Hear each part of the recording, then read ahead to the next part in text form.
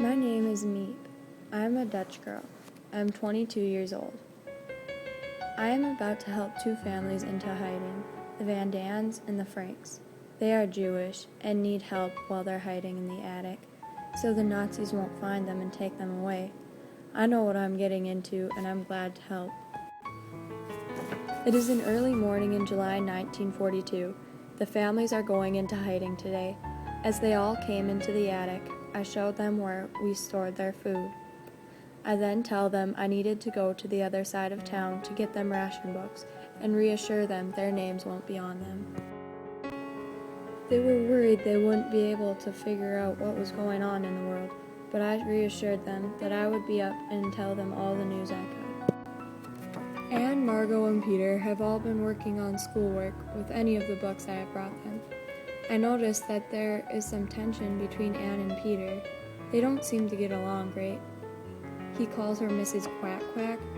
Anne is interested in going to Paris and becoming famous.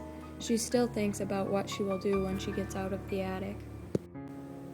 I am engaged to a man named Dirk. He lives by a Jewish dentist whose name is Jan Dussel.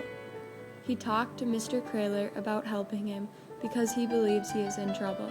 So Mr. Kraler went to the Franks and asked them if there was any way John could stay with them for a while.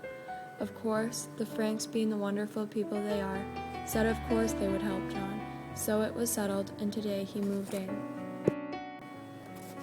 The families are worried about the amount of food they have and if it would feed everyone. Mr. Kraler and I do what we can, but with the inability of the families to work, it's hard for them to be able to pay for their food. I was told Anne had an awful nightmare last night. She was being taken away by the Green Police. She woke everyone up with her screaming.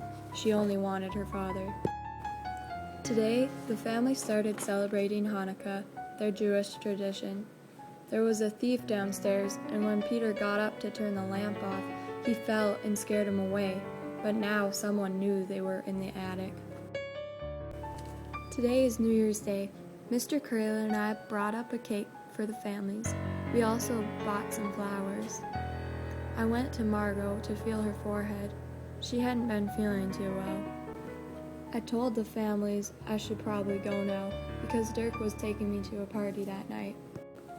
Mr. Kraler told me that he has a worker named Carl. He became curious when he saw a bookcase covering the attic door and asked where the Franks were. He had no answer, so he asked for more money. They're gone. The families are gone. I went to bring them their food, and the Nazis must have got them. I'm talking with Mr. Frank. He didn't want any reminders of this event. But then I found Anne's diary and gave it to him. He read, "In spite of everything, I still believe that people are really good at heart." He then said, "She puts me to shame."